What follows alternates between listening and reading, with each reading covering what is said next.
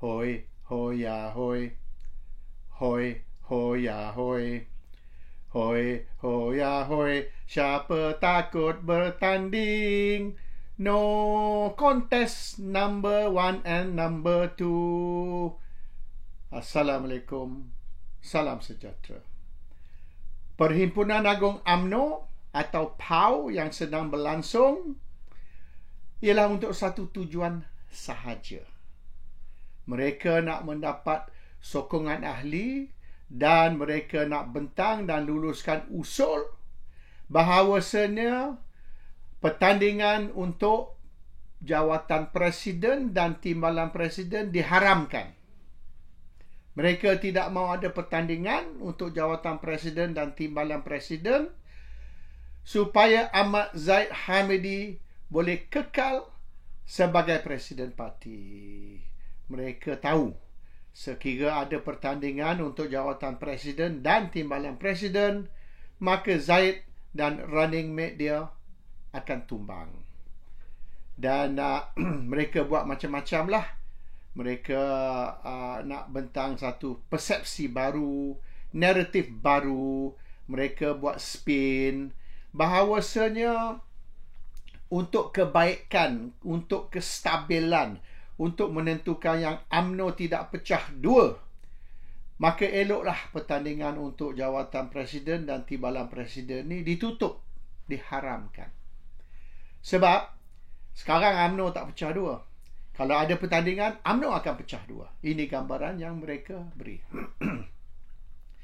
Mereka juga cover dosa Zahid ni, boleh dikatakan pengkhianatan Zahid, di mana sebelum pilihan raya dia kata no Anwar, no DAP, no Bersatu. Selepas saja pilihan raya, dia buat deal untuk UMNO menyertai Kerajaan Pakatan Harapan. Jadi itu satu pengkhianatan. Sebab no Anwar, no DAP, no Bersatu ni dilulus oleh PAU. Perhimpunan Agung UMNO meluluskan dasar no Anwar, no DAP. Jadi Zahid melanggar keputusan parti. Zahid melanggar keputusan mesyuarat agung. Itu satu pengkhianatan, satu dosa besar. Jadi untuk nak cover dosa Zahid ni, nak buat kononnya Zahid ni menyelamatkan UMNO, maka spin baru ni, naratif baru ialah PAS tak boleh dipercayai. PAS ni bunuh kawan. PAS ni tikam belakang. DAP pula dia mulia dan niat mereka murni dan mereka boleh dikatakan taat kepada kawan. DAP ni kalau dia berkawan, dia setia kepada kawan. PAS tak. PAS ni bunuh kawan. PAS ni tikam kawan. Bermaknanya sekira UMNO duduk bersama Perikatan Nasional, iaitu PAS dan Bersatu, maka UMNO di dalam bahaya. Sebab PAS ni, sekira UMNO bersama PAS, PAS akan bunuh UMNO. Tetapi DAP pula tak. Berkawan dengan DAP ni satu tindakan yang boleh dikatakan wajar, tindakan yang cerdik. Sebab DAP ni, kalau kita berkawan dengan DAP ni, maknanya dia setia kepada kawan. Positif untuk UMNO. Ada juga mereka keluar naratif. Mereka spin kata UMNO berkawan dengan DAP ni ikut sunnah Nabi. Ini ikut contoh Nabi. Nabi Muhammad SAW mengajar kita bahawasanya UMNO berkawan dengan DAP ni boleh dikatakan satu tindakan yang mematuhi ajaran Islam, yang mencontohi tindakan Nabi. So dia main pula yang this is very religious, this is following the teachings of Prophet Muhammad.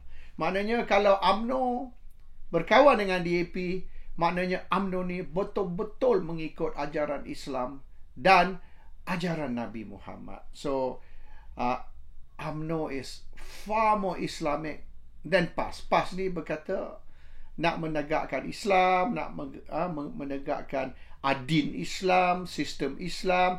Tapi cakap saja. Tapi yang betul-betul mengikut Islam, yang betul-betul mengikut ajaran Nabi ialah UMNO. Kerana UMNO berkawan dengan DAP. PAS tak berkawan dengan DAP. So PAS tidak Islamic, UMNO Islamic. Itu naratif yang mereka beri. So whether you're Islamic or not, or whether you are more Islamic than the next person, bergantung kepada awak kawan dengan DAP ke tidak. Kalau awak berkawan dengan DAP, makna awak ni betul-betul 100% Islam. Ada juga naratif dia orang keluarkan.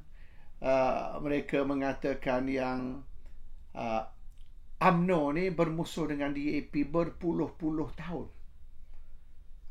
Semenjak tahun 60-an sampai sekarang, hampir 60 tahun, 60 years almost.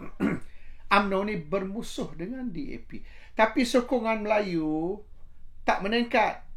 Sokongan Melayu pada satu pilihan raya kepada satu pilihan raya merosot. Malay support keeps going down. Every election turun sikit, turun sikit. Akhirnya pilihan raya yang terbaru ini, sokongan Melayu kepada UMNO hanya tinggal 30% sahaja. Itu pun 30% oleh kerana UMNO kata no Anwar, no DAP, no Bersatu. Jadi turun sampai 30. Kalau UMNO tidak kata no Anwar, no DAP, kemungkinan sokongan Melayu akan melompat naik ke 50% lebih.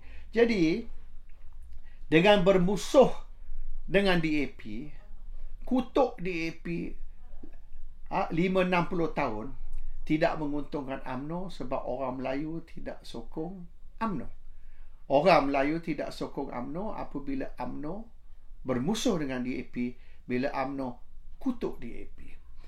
Jadi lebih baik UMNO ni berkawan dengan DAP, oleh kerana dengan UMNO berkawan dengan DAP, walaupun mungkin sokongan Melayu tidak meningkat, tidak akan melebihi 30% macam sekarang, tapi sekurang-kurangnya sekarang sokongan bukan Melayu akan meningkat. Sebab 97% orang Cina sokong Pakatan, 80% lebih orang India sokong juga Pakatan, dan orang Sabah dan Sarawak juga sokong Pakatan. Jadi dengan UMNO berkawan dengan Pakatan, maka sokongan Sabah, sokongan Sarawak dan juga sokongan China dan India ni akan meningkat. Jadi ia akan mengganti sokongan Melayu yang sudah merosot.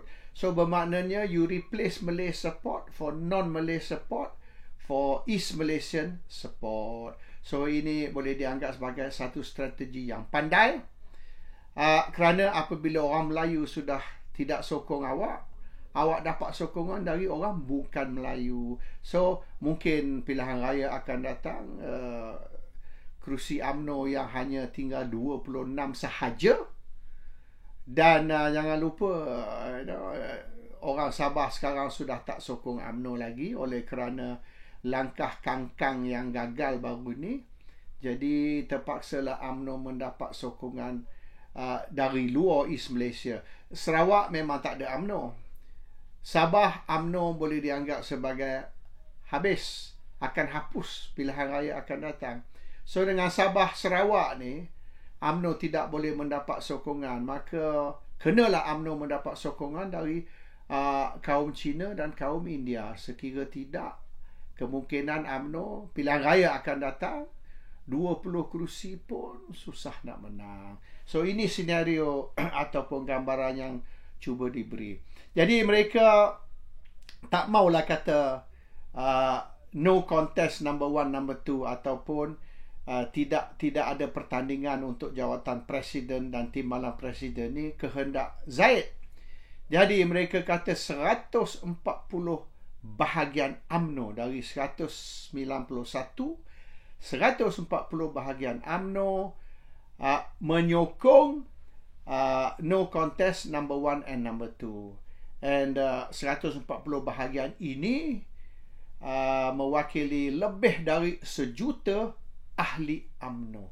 Jadi bermaknanya this 140 UMNO division representing more than 1 million UMNO members menyokong usul bahawasanya tidak ada pertandingan untuk jawatan presiden dan timbalan presiden. Ini bukan kehendak Zaid. Ini kehendak lebih dari 1 juta ahli UMNO yang disampaikan kepada PAU melalui 140 bahagian UMNO.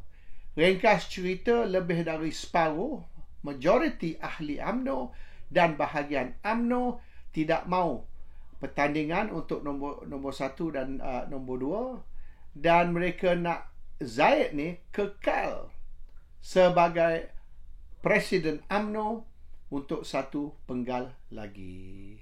So this is PAU yang sedang berlangsung ni. Inilah matlamat PAU, inilah message yang disampaikan oleh PAU. Naratif dia ialah DAP is better than PAS.